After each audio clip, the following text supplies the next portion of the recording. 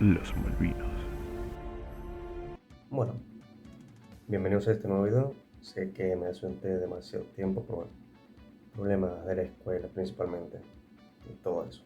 Así que bueno, el día de hoy les hablaré un poco de las Malvinas, cómo fue su historia, una historia que no se contó, bueno, de momento no se cuenta tanto por intereses políticos más que nada y militares, que en sí es una teoría que tiene su peso y que llega a ser cierta en varios puntos y que no sabremos si es que la teoría es cierta hasta 2072, cuando el secreto bélico termine. Que bueno, yendo ahora al tema, tenemos que las Islas Malvinas están situadas en el mar Argentino, a unos 600 o 500 kilómetros aproximadamente de la Patagonia.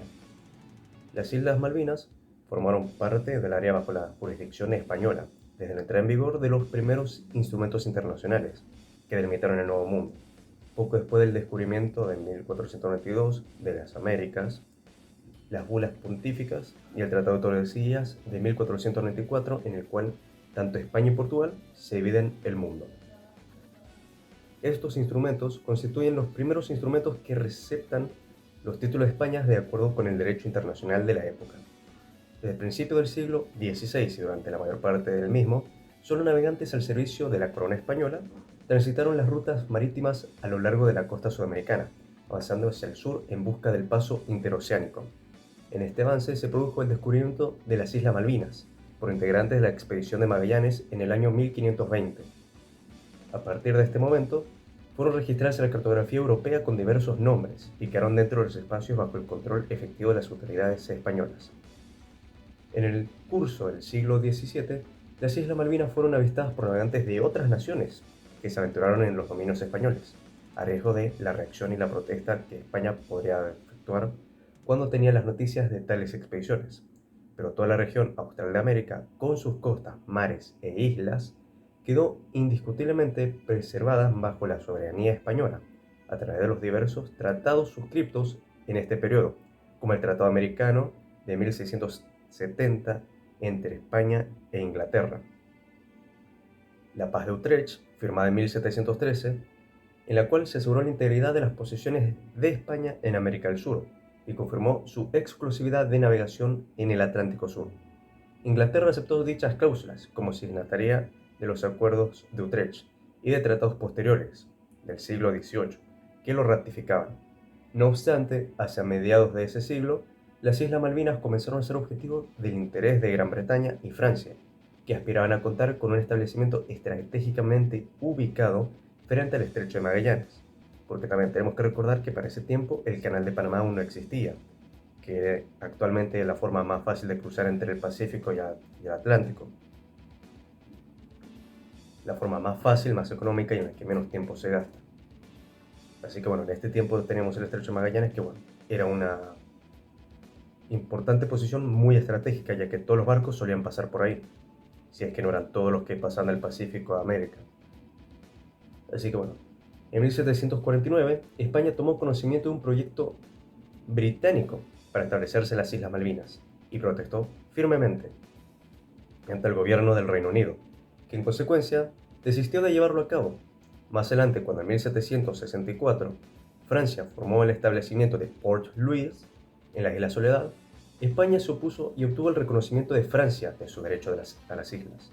El gobierno francés ordenó la evacuación y entrega del establecimiento a las autoridades españolas. Esta entrega se concretó en 1767 y desde entonces hubo en las Malvinas un gobernador español residente en ellas, dependiente de Buenos Aires.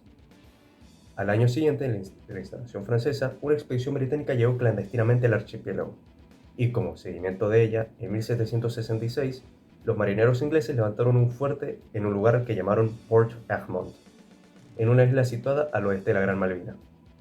Pese al secreto con que el gobierno del Reino Unido llevó esto a cabo, España tuvo conocimiento de ello y protestó insistiblemente, exponiendo sus derechos.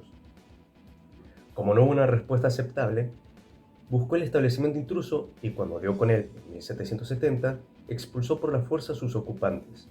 Con motivo de esta acción, se estuvo a punto de ir a la guerra, la cual fue evitada con una acuerdo bilateral firmado en 1771.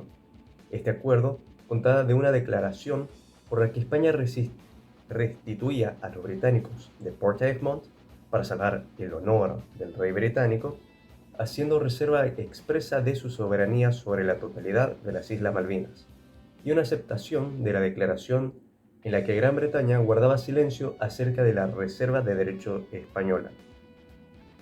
Como parte del acuerdo, se combinó verbalmente que los ingleses se retirarían de Port Egmont posteriormente, lo cual ocurrió en 1774.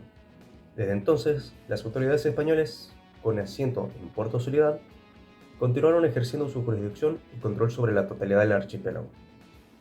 Así, en 1790, con la firma del Tratado de San Lorenzo de El Escorial, Gran Bretaña se comprometió a no formar ningún establecimiento en las costas tanto orientales como occidentales de América Meridional ni en las islas subyacentes ya ocupadas por España, el cual era el caso de las Islas Malvinas. La sucesión de los gobernantes españoles en las Islas Malvinas, que llegaron a un total de 32, fue continua hasta el año 1811, en la que la guarnición del Puerto Soledad fue requerida desde Montevideo para la defensa de la monarquía con motivo de la recién desatada Guerra de Independencia. En el marco de este conflicto, los primeros gobiernos patrios de las Provincias Unidas tuvieron en cuenta en diversos actos administrativos a las Malvinas, a las que consideraron parte integrante de su territorio, heredado de España, por la sucesión de estados según el Uti Possidetis Juris de 1810. Básicamente, esta ley, por así decirle, decía de que todos los estados podían heredar el estado de su creador, por así decirle. Así, en 1820, a pesar de las luchas internas que enfrentaba el Estado argentino, el coronel de la Marina Argentina, David Jewett, tomó posesión de su cargo en las Islas Malvinas, en nombre de las Provincias Unidas del Río de la Plata. Ello fue efectuado en un acto público en Puerto Soledad, al que asistieron loberos y balleneros de varias nacionalidades, entre ellos estadounidenses y británicos, que reclamaban en las islas en el desarrollo de sus faenas. La noticia fue publicada en medios de los Estados Unidos y del Reino Unido, sin que se recibiera comentario oficial de alguno de estos países. Tampoco se manifestó en Gran Bretaña una pretensión alguna a las Islas Malvinas en el proceso de reconocimiento del Estado argentino, el cual culminó con la firma del Tratado de Amistad, Comercio y Navegación de 1825.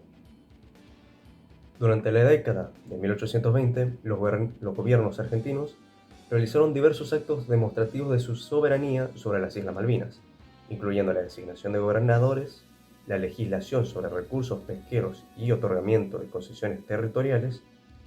En este marco se fue desarrollando el Puerto Soledad, cuyos habitantes se ocupaban de la cría de ganado, la caza de lobos marinos y la prestación de servicios a los buques que tocaban el puerto.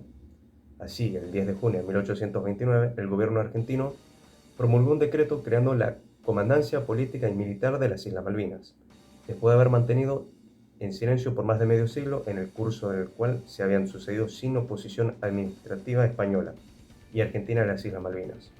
En noviembre de 1829, el Reino Unido protestó dicho decreto, en el marco de un renacimiento de su interés estratégico en el Atlántico Sur. Hacia finales de 1831, un buque de guerra de los Estados Unidos arrasó el Puerto Soledad en represalia por la captura de buques loberos de esta nacionalidad, que habían sido hallados en infracción a la legislación de pesca por las autoridades argentinas. El gobierno argentino inició de inmediato las gestiones para obtener reparaciones de los Estados Unidos, y a la vez envió una goleta de la Armada para restablecer el orden en las islas, que había sido quebrantado por la irrupción de esta nave estadounidense. Cuando el orden en Puerto Soledad había sido restaurado el 3 de enero de 1833, se presentó una corbeta de la Marina Real Británica, que, apoyada por otro buque de guerra que se encontraba en las cercanías, amenazó con el uso de fuerza superior y exigió la rendición y entrega de la plaza. Tras la expulsión de las autoridades argentinas, el comandante de la nave británica dejó a uno de los pobladores de Puerto Soledad a cargo del pabellón y zarpó de regreso a su base. En 1834, el gobierno inglés asignaría a un oficial de la Armada para que permaneciera en las islas, y recién en 1841 tomaría la decisión de colonizar las Malvinas nombrando a un gobernador. El acto de fuerza llevado en 1833, en tiempos de paz, sin que mediara la comunicación ni declaración previa de alguna de las partes de un gobierno amigo de la República Argentina, fue inmediatamente rechazado y protestado. El 16 de enero de 1833, al llegar a Buenos Aires las primeras noticias de lo ocurrido en las Islas Malvinas, el gobierno argentino pidió explicaciones al encargado de los negocios británicos, que ni siquiera estaba al tanto de la acción que tenían los buques de su propio país. Así, el 22 de enero, el ministro de Relaciones Exteriores presentó una protesta ante el funcionario británico, que fue renovada y ampliada en reiteradas oportunidades por el representante argentino en Londres. Las presentaciones argentinas tropezaron con respuestas negativas de parte del gobierno del Reino Unido. La cuestión quedó pendiente y así lo reconoció la Secretaría de Asuntos Extranjeros británicos en 1849. Por el lado argentino, continuó planteándose a distintos niveles del gobierno y fue objetivo de debates en el Congreso de la Nación. En 1884, ante la falta de respuestas a las protestas, la Argentina propuso llevar el tema a un arbitraje internacional, lo cual también fue rechazado sin dar razones por el Reino Unido. Obviamente no dejarían que su posición estratégica en el sur del Atlántico se les perdiera así nomás. Así es como durante la primera mitad del siglo XX, los sucesivos gobiernos argentinos fueron generalizando la práctica de presentar protestas ante el Reino Unido y realizar las presentaciones y reservas ante los organismos multilaterales correspondientes, cada vez que tenían conocimiento de actos unilaterales británicos, por lo que se desconocía la soberanía argentina. Fue en este periodo, además, cuando tuvo lugar una ampliación de la controversia a otros territorios insulares del Atlántico Sur y antárticos, sobre los que la Argentina, el Reino Unido y en algunos casos terceros países comenzaron a desarrollar distintas actividades. Así, en 1908, Gran Bretaña anexó estos territorios, como lo son las Islas Georgias del Sur, las Orcadas del Sur, Shetland del Sur y Sandwich del Sur, así como el territorio antártico denominado por los británicos Tierra de Graham, como dependencia de la colonia de las Islas Malvinas. En distintas oportunidades, la Argentina extendió sus protestas a tales territorios, con la entrada en vigor del Tratado Antártico en 1960. La controversia de soberanía sobre las Orcadas del Sur, la Shetland del Sur y parte pertinente del territorio antártico quedó cubierta bajo el artículo 4 de dicho tratado. Los otros territorios, es decir, las Georgias del Sur y Sandwich del Sur, continúan hasta el presente conformando, junto a las Islas Malvinas, el espacio geográfico de la disputa de la soberanía con el Reino Unido, conocida como la cuestión de las Islas Malvinas. Ahora, un poco el por qué es que dije que también habían intereses militares y todo esto. Hay una de las teorías que dice que antes de que iniciara todo el conflicto, en el que la OTAN quería poner una base militar en las Islas Malvinas. Y como Galtieri tenía estrechas relaciones con Ronald Reagan, el presidente de los Estados Unidos, se había comunicado varias veces. Y el ministro de Exterior le termina comunicando de que haga simplemente entrar y salir, que no se va a armar una gran guerra, porque además la dictadura argentina necesitaba esa guerra, o bueno, mejor dicho, necesitaba la toma de las Malvinas para devolverle el honor a su gobierno, el cual ya se había perdido por varias cosas que había hecho y ya casi nadie quería la dictadura. Así que, ¿qué es lo que pasa? Desde antes del inicio de la guerra se empieza a hacer la malvinización. Prácticamente todos empiezan a ser patriotas, como cada vez que viene el mundial, que todo el mundo saca a ondear la bandera argentina. Bueno, lo mismo en este caso, solamente que ahora es con las Islas Malvinas.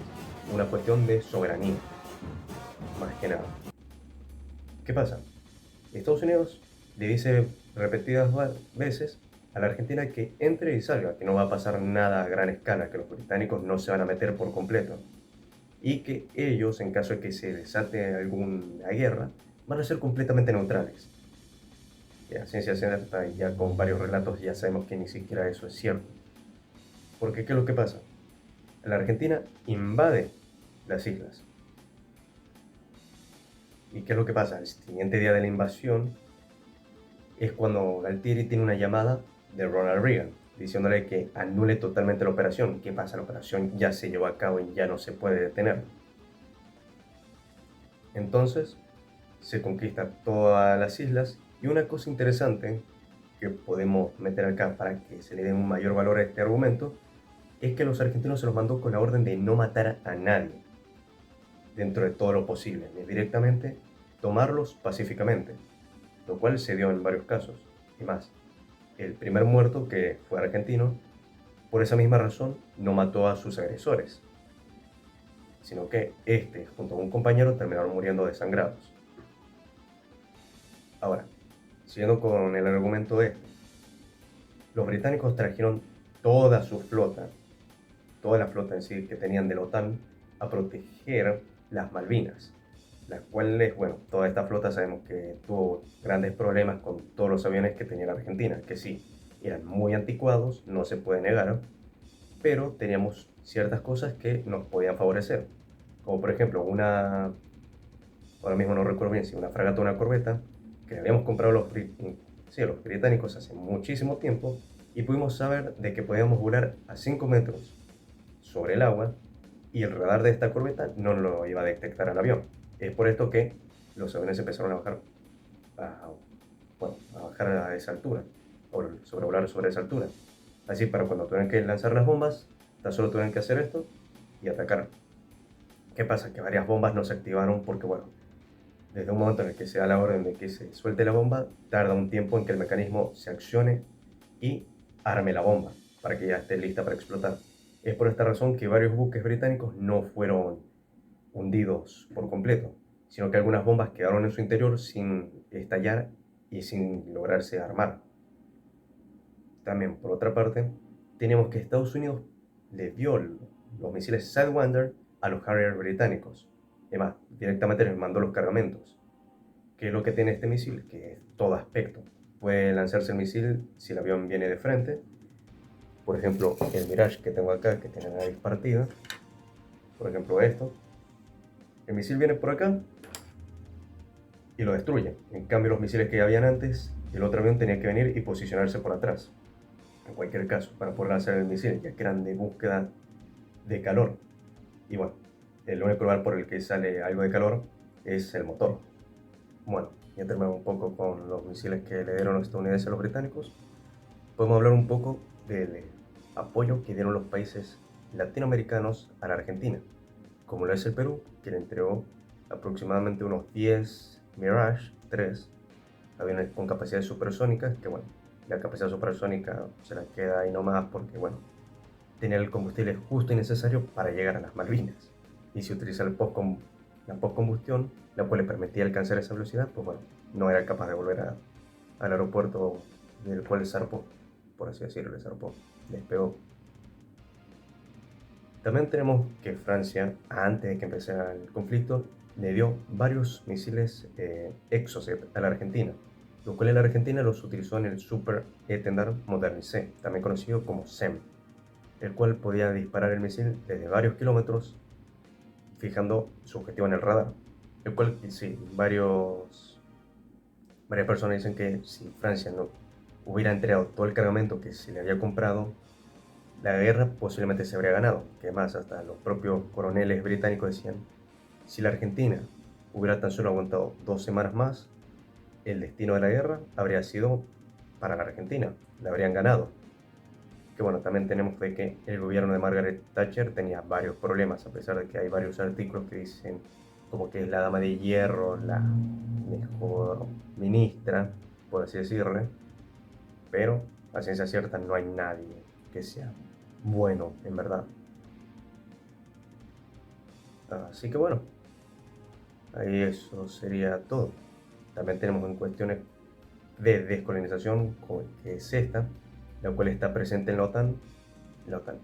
la ONU, Organización de las Naciones Unidas, como un tema de descolonización, que están las Islas Malvinas, Gibraltar y otras más. También tenemos a Venezuela, que reclama Esequibo, que es una de las cuatro o cinco Guyanas, que es la Guyana española, Guyana británica, Guyana neerlandesa, francesa y portuguesa, que bueno, están divididas en todo eso.